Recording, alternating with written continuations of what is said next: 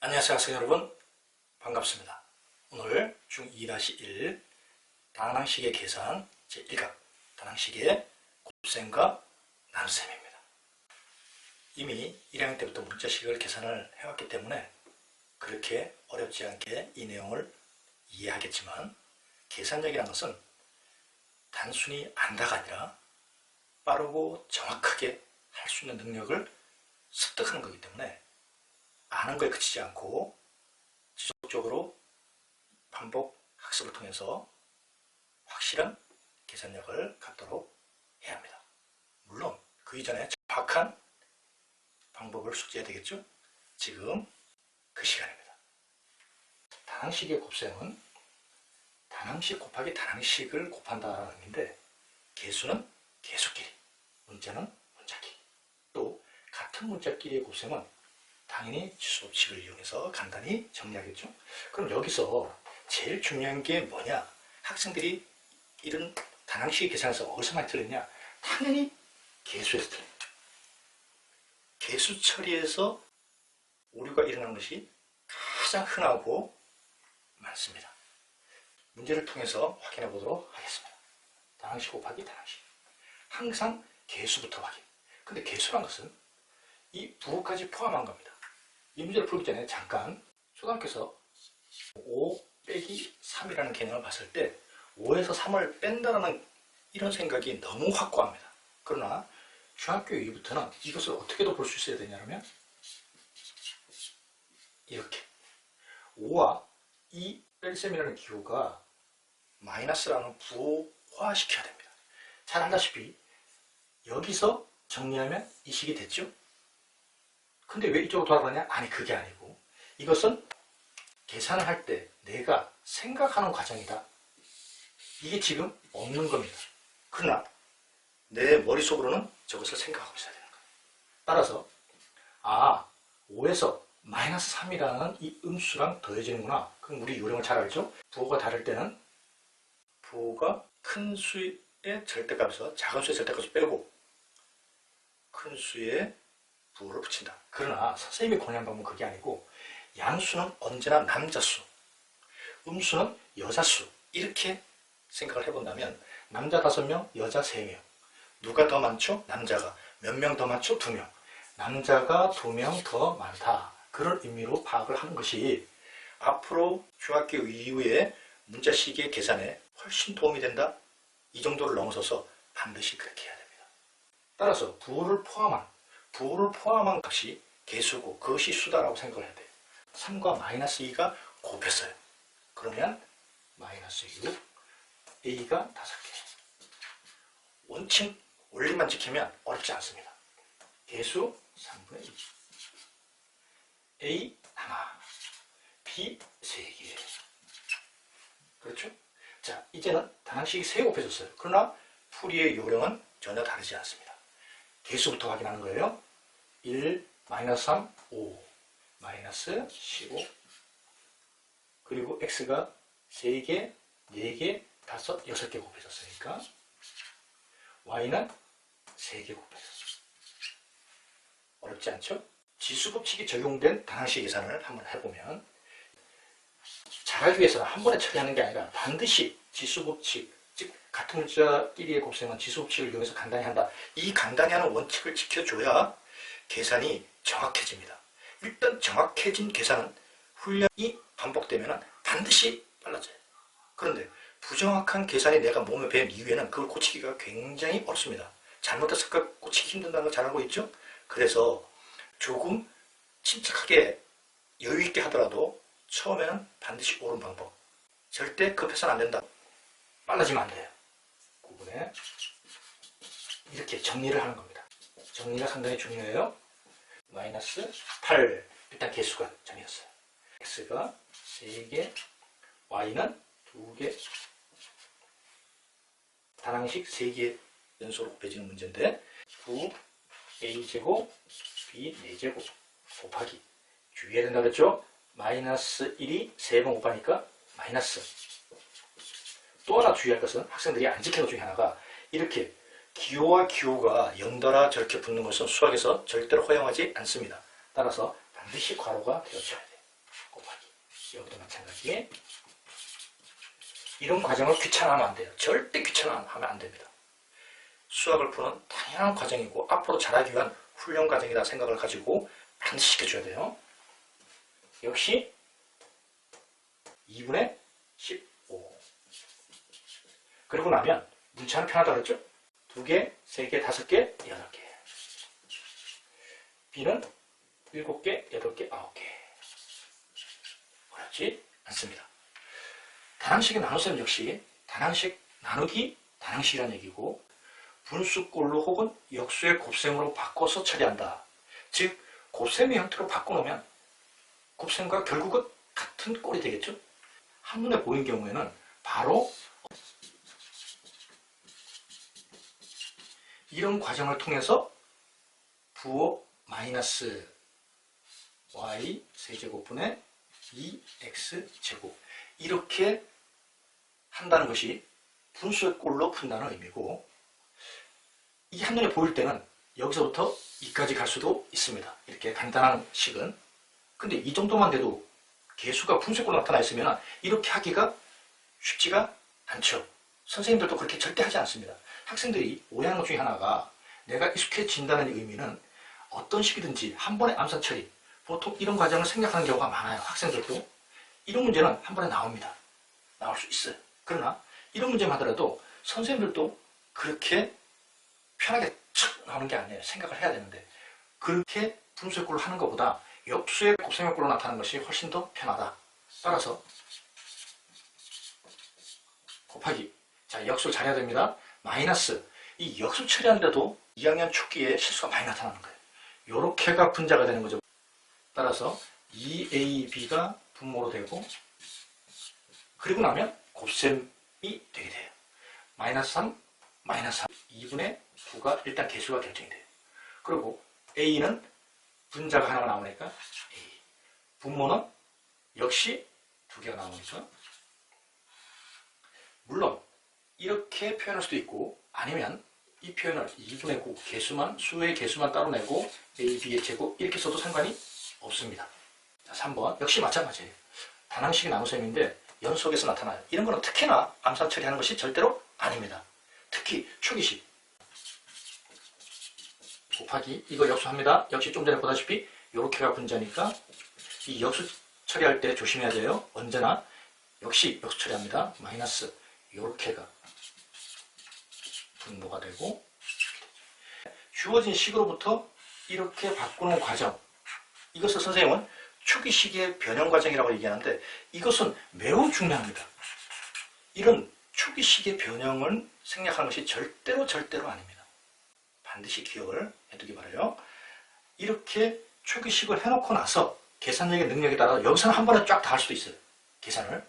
자, 해봅니다. 마이너스 6, 2, 마이너스 5분의 6. 부호는 일단 마이너스를 곱했으니까 양수가 되겠죠? 그러면 분모 5, 5분의 72 되고, 분자 a 세제곱, 분모 a 5제곱 5개니까 분모에 a가 2개가 남고, b제곱, b제곱, b 이렇게 됩니다.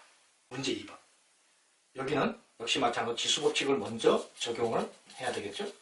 급하지 않게 차분하게. 특히 수계수 지수법칙 적용하는 틀린다 그랬죠? 절대로 마이너스 6이 아닙니다. 마이너스 8. 왜? 마이너스 1을 3번 곱했으니까. 그리고 역수를 바꾼다 그랬죠? 마이너스 8 x의 세제곱 제곱분의 1. 그러면 수계수부터 마이너스 2분의 1, 마이너스 2분의 1이에요.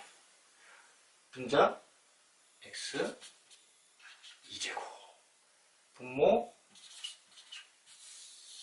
이렇게 해서 값이 나타나죠. 마찬가지. 아무리 겉모습이 복잡해 보여도 원칙만 지키면 됩니다. 어떤 원칙? 지수법칙 적용하고, 역시 지수법칙 적용하고,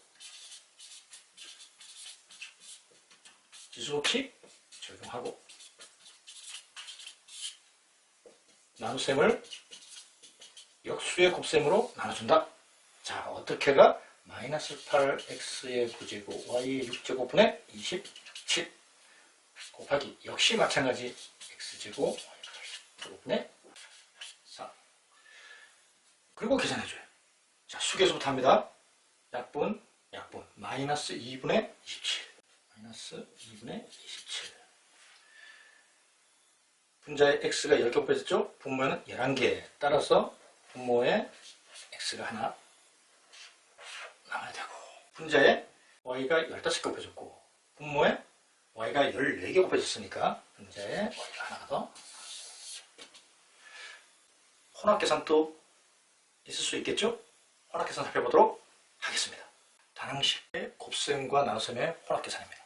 혼합계산은 별 다른 것이 아니고 이미 배웠던 곱셈과 나눗셈의 풀이 방법을 그대로 그때그때 곱셈이면 곱셈대로, 나눗셈 나오면 나눗셈대로 처리만 하면 되는 거예요. 내용을 보다시피 다른 게 하나도 없습니다. 다항식의 곱셈과 나눗셈의 원칙을 지켜가면서 풀이를 보도록 하겠습니다.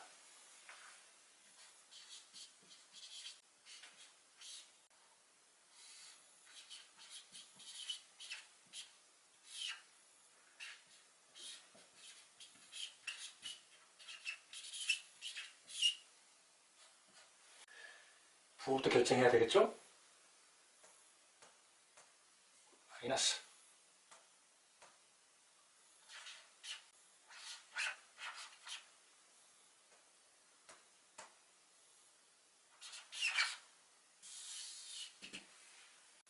2번 역시 똑같아요.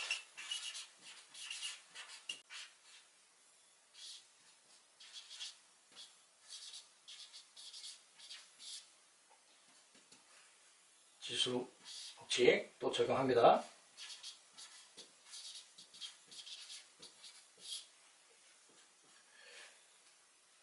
이거를 곱하기 역수로 만들어서 한 번에 처리하는 학생들이 있고, 그 과정을 거치기 전에 얘를 먼저 이렇게 정리하는 경우도 있습니다. 그것은 관계없어요. 나는 어떤 게 편하다? 그 방법을 지켜나가면 됩니다.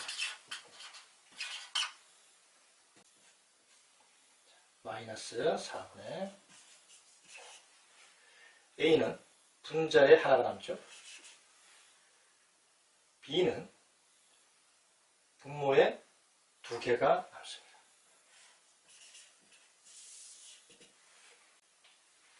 문제 2번.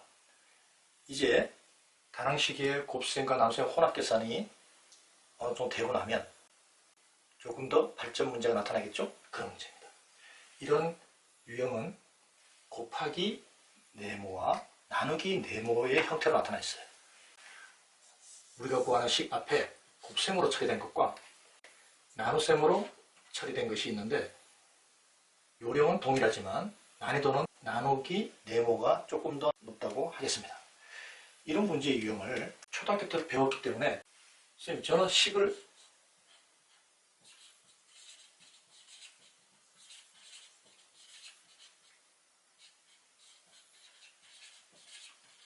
이렇게 정리해서 풀이할 수 있는데요.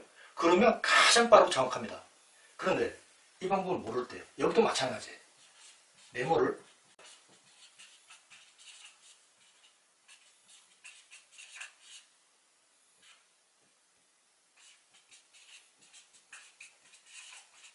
이렇게 할 줄 압니다. 그럼 이렇게 하면 돼요. 그런 학생들은 초등학교 계산력이 확실하기 때문에 이렇게 처리하면 됩니다. 근데 이 방법을 모를 때 이게요. 그러면 그대로 진행하는 거예요. 어떻게 알았죠? 곱하기 역수. 한 번에 안 되면 천천히 하는 거예요. 여기 2개를 우선 먼저 하게 되면 마이너스 2 A, B가 되겠죠? 약분하게 되면, 그리고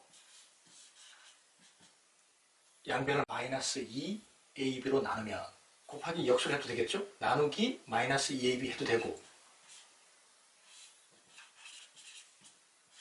그럼 수계수 약분하면 마이너스 2, 그리고 약분 시험에 거의 나오는 요인이라고 봐야 됩니다. 자, 이것도 마찬가지예요. 마이너스 27. 일단 풀이의 원리, 원칙을 다 지켜줍니다. 곱하기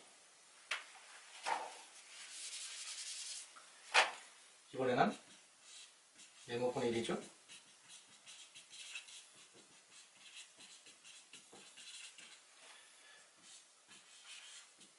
이것도 먼저 합니다. 그러면 수계수 27.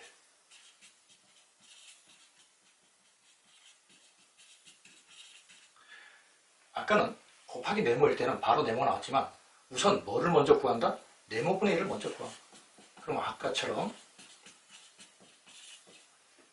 그럼 1번처럼 27x의 7제곱 y의 4제곱을 나눠두든지 그 역수로 곱해주면 되겠죠?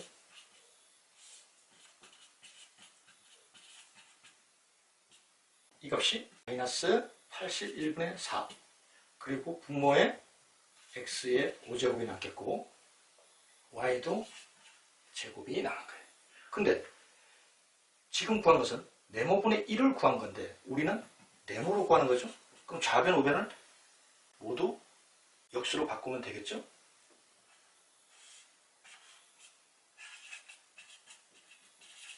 자, 이렇게 해서 값이 나옵니다. 문제 3번. 어떤 식에 3a제곱 b를 곱해야 할 것을 잘못해서 나눴더니 얘가 되더라. 그러면 문제 3번은 이런 내용을 문장제 문제를 줬을 뿐이에요. 그럼 그대로 씁니다. 어떤 식에 이걸 구해야 되는데 어떤 걸 구했다는 거죠? 이거를 구했더니 이렇게 잘못 구해졌다 그 얘기죠. 그러면 이 식을 통해서 무엇을 알 수 있다? 네모로 나타난 식의 값을 있다는 거죠. 양변에 3a제곱 b를 곱하면 되겠죠.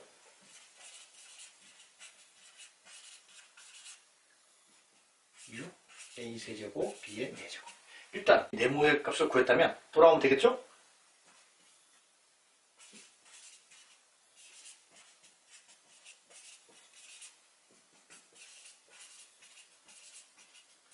이렇게 최종적으로 구하는 바르게 계산한 값을 알 수가 있습니다.